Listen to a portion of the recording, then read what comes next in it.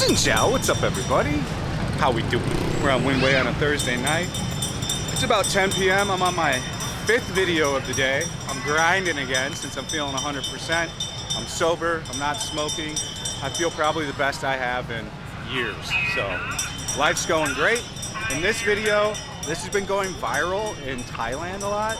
So I want to do the same video here. I already kind of have done this video, but I want to explain it more and get into more detail. So this video is going to be called Don't Get Lost in the Sauce in Saigon.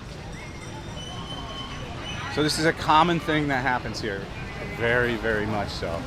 It's one of the most common things I hear from subscribers and friends that come here and actually move here. The next video I'm going to do after this is another Vietnamese YouTuber here in Hanoi said that you absolutely should not be a digital nomad here, which I found to be ridiculous. I didn't even watch the video, I just saw it because it's on what other people watch that watch my channel. And I couldn't disagree more with that video, so I'll make that video tomorrow. We'll talk about that, but for now, Xin Chao.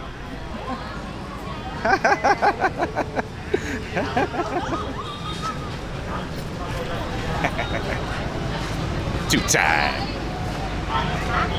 Every time I'm out, that happens, I don't know, 2 or 3 times. Sometimes 4 times. So, getting lost in the sauce. What does getting lost in the sauce means?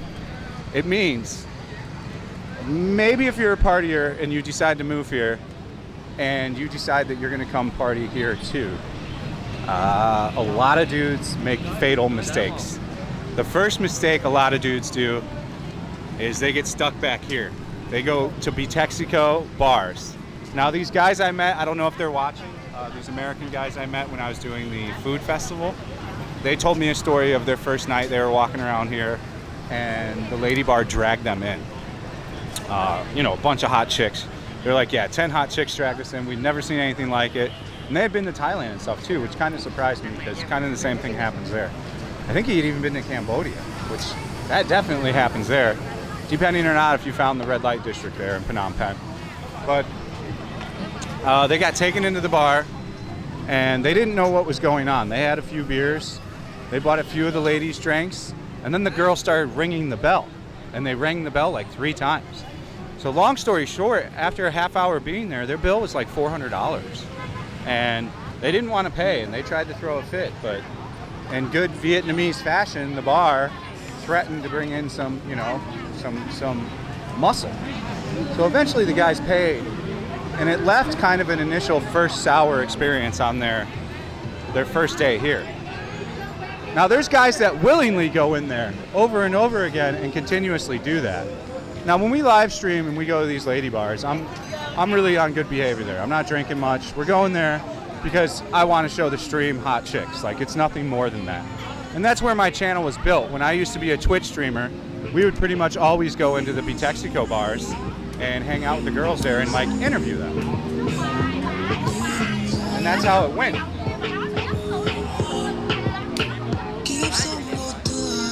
I want to tell you, set a budget. If you're going to move here and you're a party animal, you do not want to go through $5,000 to $10,000 in 1 month. I have another buddy that went through $12,000 in under 4 weeks, 3.5 weeks.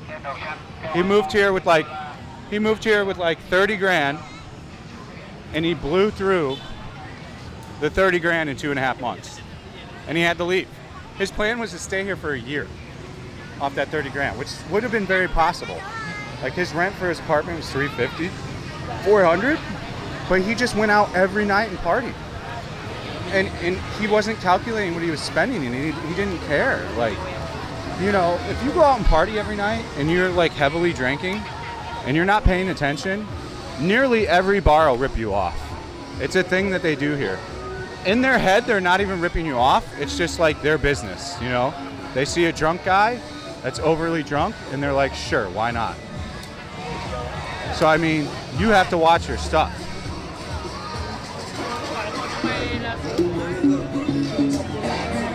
Shitty dancing. I don't know how these guys draw crowds. They're not very good. I mean, it's kind of cool that they do get a crowd.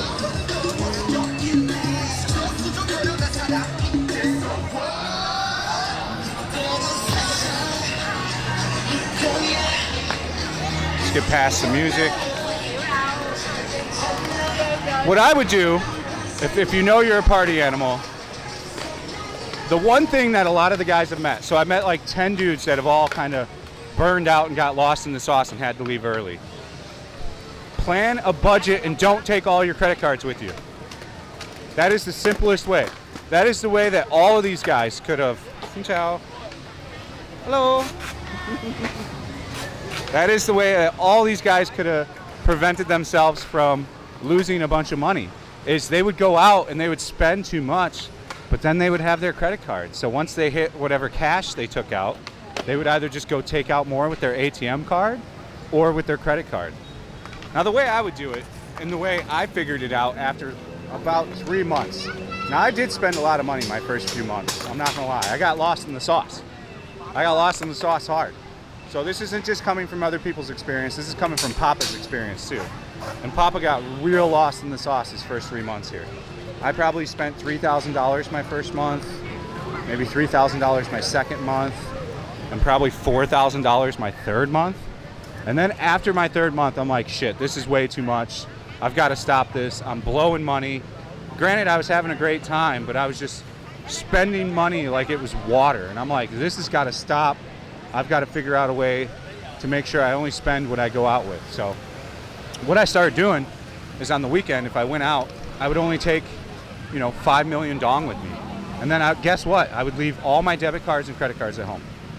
And then I could walk home from wherever I was at. Like I lived by Boi Vang at the time, so I could just walk home to Boi Vang. So it was like literally a 15-minute walk home from Boi Vang.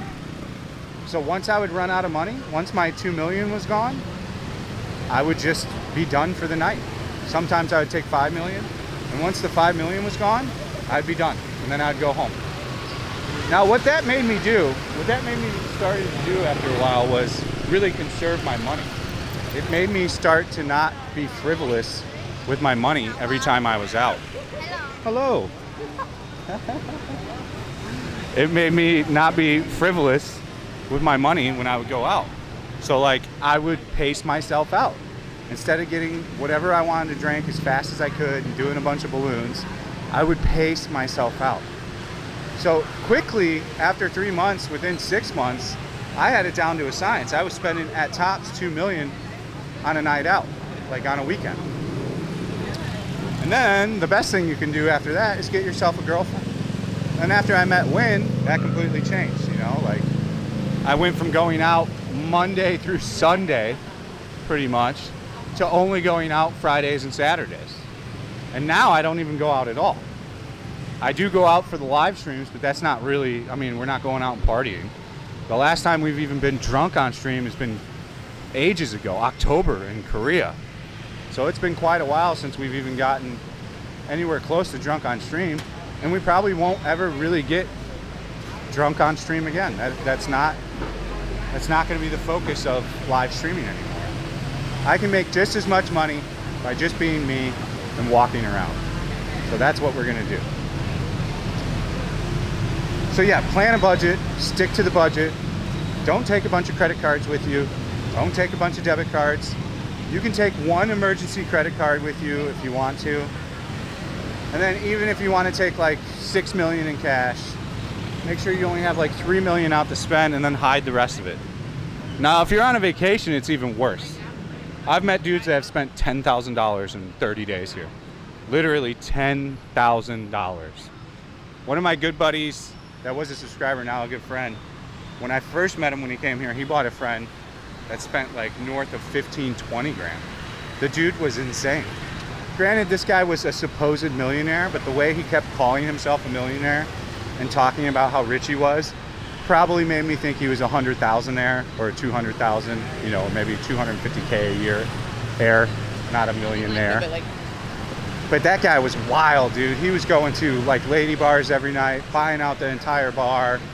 He would take the girls from the lady bars and take them to the mall and buy them purses the next day. Like crazy, ridiculous shit that like I would never recommend even if you are rich. That's just what I call throwing away money. Like I don't even know what the purpose of that is. So don't get lost doing that, even if you are wealthy. If you want a woman, one, a lady bar girl is not the one for you. I don't care how hot she is. There's girls that are just as hot that don't work at a lady bar that won't just take you for your money. You know, you got to be smart about this stuff. And getting lost in the sauce is a serious deal here. Like, it happens quite frequently, you know. And I just want people to come here and not make that mistake.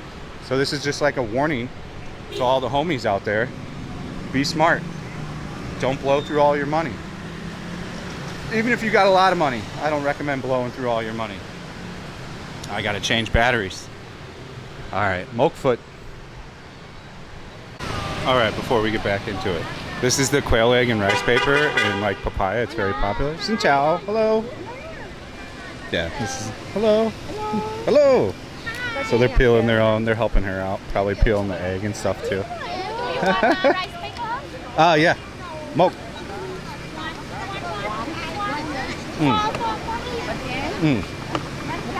Đúng rồi.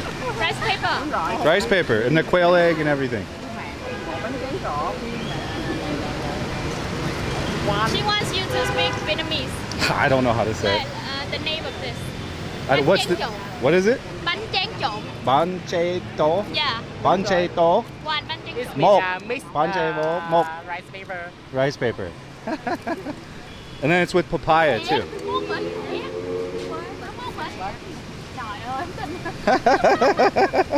Come on, em. 4 minutes. Okay. So she's gonna make this. I'll be back. We'll continue the don't get lost in the sauce. 40,000. Đúng rồi.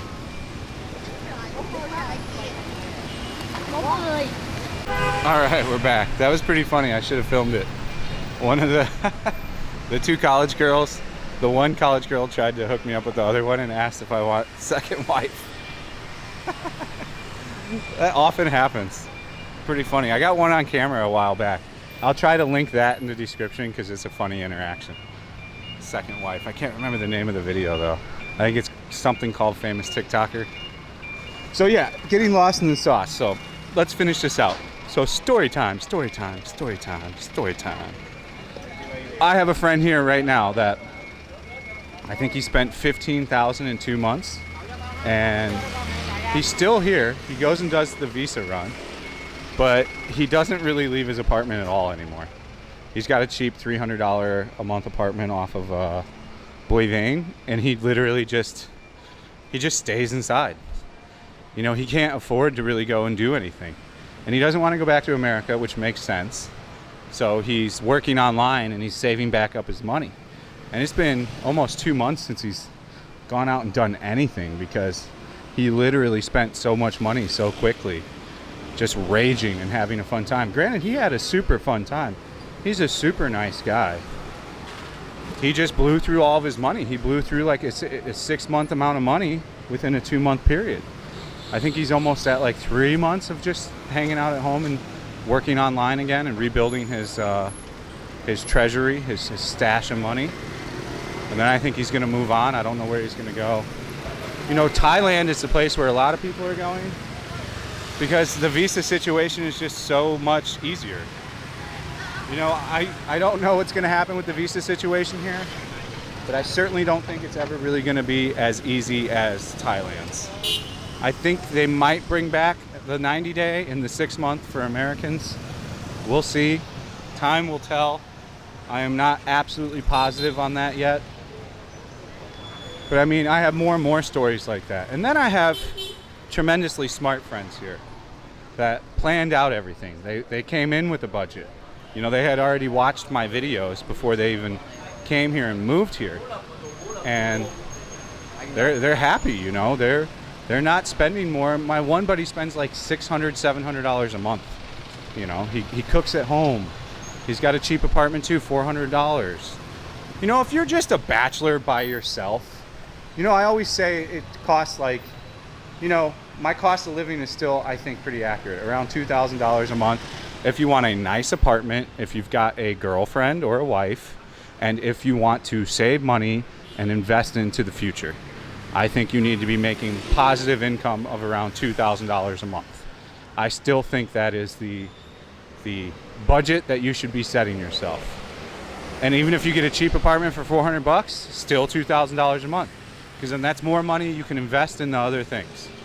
You know, I'm not a big stock market guy. There's other things to invest in. There's other ways to make money.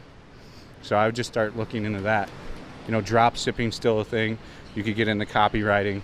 There's many ways to make extra money on the internet that you can reinvest money back into and grow and grow and grow and make more and more money.